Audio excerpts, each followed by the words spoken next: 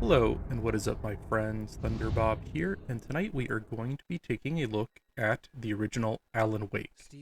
For the last month or so, I've been replaying this game, primarily on my Steam Deck, and I want to spend just a few minutes talking about the things I really love about this game, the areas where it falls short, and if it's worth your time today, and also my hope for Alan Wake 2, which is just a couple of days from release now. My replay has almost exclusively been done on the Steam Deck. I've been playing the original release on the Steam Deck, which runs really perfectly there. It's a locked 60 FPS with everything maxed out. The footage on the screen right now and throughout this video is actually going to be from the PC remastered version running at ultra-wide at the highest resolution and settings. This is an Epic exclusive, the remaster, and honestly, it doesn't add that much. So if you own the original Steam version, or you want to play on the Steam Deck exclusively, I would actually suggest not purchasing this, but if you don't own it, this is probably the best version. Alan Wake is a 2010 action-adventure horror game from Remedy, which I played at release all those years ago, and I've replayed it several times over the years. It's not perfect, but the things it does right, it really excels at. Remedy is one of my favorite developers, and one of my first videos was actually a review of the game Control.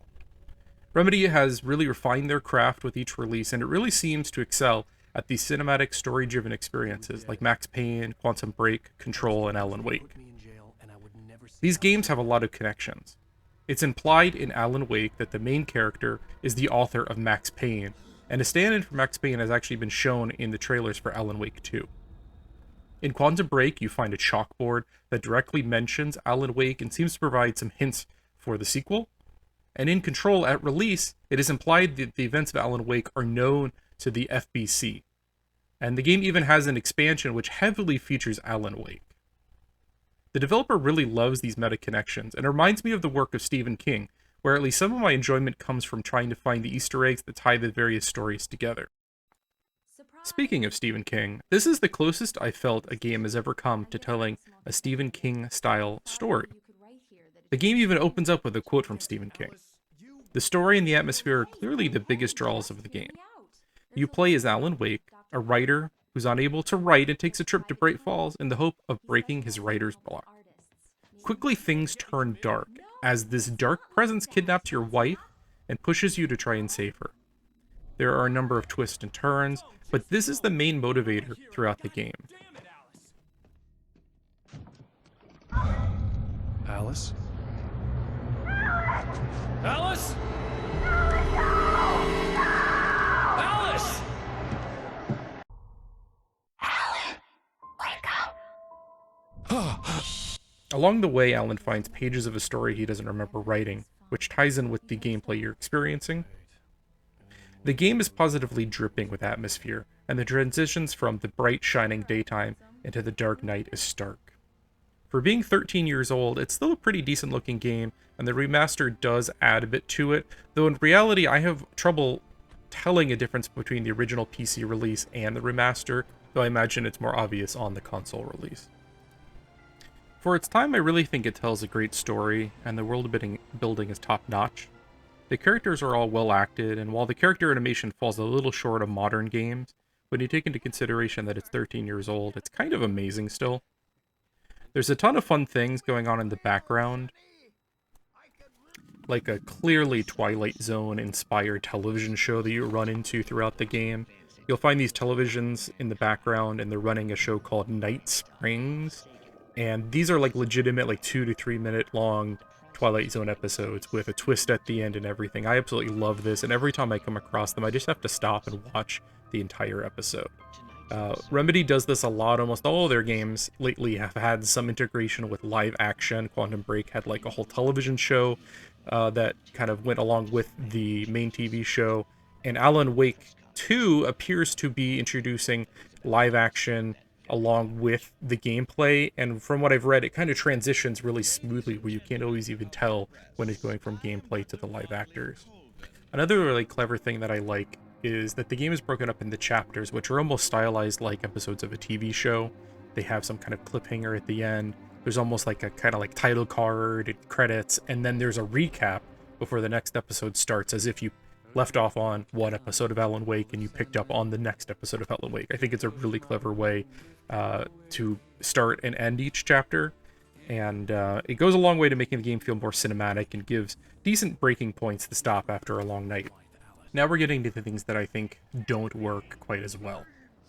The combat is only serviceable at best, but it quickly gets repetitive. The gameplay you experience in the first 30 seconds of the intro is literally the same thing you're going to be doing into the last minutes of the game. You shine your flashlight at enemies until they lose what is essentially a shield, and then you shoot the enemies. The entire game only has 5 guns, and you don't really unlock any new mechanics, and my only real motivation to keep going was my interest in the story. There are more guns in the pseudo-sequel expansion American Nightmare, which oddly is not included in the remastered version. There's also a very limited number of enemies, and the only real change that the game throws at you is the ever-increasing number of these enemies. This is exacerbated by the length of some of these chapters. Like I mentioned, the game is broken up into chapters, but there's only 6 of them, spread over a 10-hour campaign. I would have preferred 10 one-hour-long chapters that better emulated the length of a television episode, more chapters with more variety of environments, some additional gameplay mechanics would have definitely helped the pacing of the game. This game went through some massive changes during development. It started as an open-world horror game until eventually being chopped up into this more linear experience to actually get it released. Some of those open-world elements still remain, like driving sections, and some of the areas are way larger than necessary, with little reason for exploration beyond finding a limited number of hidden thermoses that act as a collectible in the game. These huge areas take a lot of time to traverse. Sometimes there's no enemies, there's nothing to find, there's no real points of interest, and Alan Wake has the stamina of a 90-year-old lifelong smoker. He is constantly out of breath. You'll run about 10 paces, and then your guy will just slowly walk. And then you'll run for 10 paces, and he will slowly walk. Overall, I definitely think the moment-to-moment gameplay is not the draw here. It's fun for the first hour or two, and then nothing really changes for the remaining 6-7 hours of gameplay. There's not enough new mechanics, not enough new environments. It's almost all in like a kind of a foresty area. Occasionally you'll go through a town or like a small gas station, something like that. But it's really not enough for the length of game here without any new mechanics, without enough weapons, without enough variety in the enemies. Overall, I still think this is a good game, with a strong story, great world building, but the gameplay does get repetitive, and for something that was barely forgivable a decade ago, it is kind of excruciating these days. If you're trying to get up to speed for Alan Wake 2, and you start this and you get bored, I might suggest watching a recap on YouTube, as the story is certainly worth watching, even if the gameplay does fall a bit short after all these years. But still, if you are a horror fan, if you like Stephen King, Twin Peaks, if you're searching for another horror experience and you missed out on Alan Wake, it's definitely still a fun ride. There are some twists and turns, but just be aware that the gameplay does fall a little bit short of the promise of the story and the world. As for Alan Wake 2, I am very excited for this game. My hope is that they take what works in the first game, the story, the atmosphere, the presentation, and Remedy's only grown in these areas in the last decade, with Quantum Break and Control really pushing these areas further. On the other hand, the gameplay really needs some work. The game needs more tools and mechanics that let you interact with the game world. One positive thing I've read is that the sequel is leaning more into the survival horror genre, and that gives me a lot of hope, as I really love those style of games, and I feel like that's an obvious extension of the gameplay of Alan Wake 1. It almost leans into survival horror at times, but you really, you never really are for lacking of ammo. There's not really a huge threat. I feel like there's not enough connection between the areas to really feel like a true survival horror game. But I am hopeful for this sequel. I'm going to be playing it shortly after release when I'm back after a trip, and I'll probably have some coverage at that time. But I'm going to end the video here. If you did enjoy this, I have a ton of coverage of other new PC releases, virtual reality, retro games. I'm into a lot of stuff, so if you like what I'm doing here, please do like, subscribe, drop me a comment with your thoughts, and just appreciate you watching once again. Have a good night, everyone.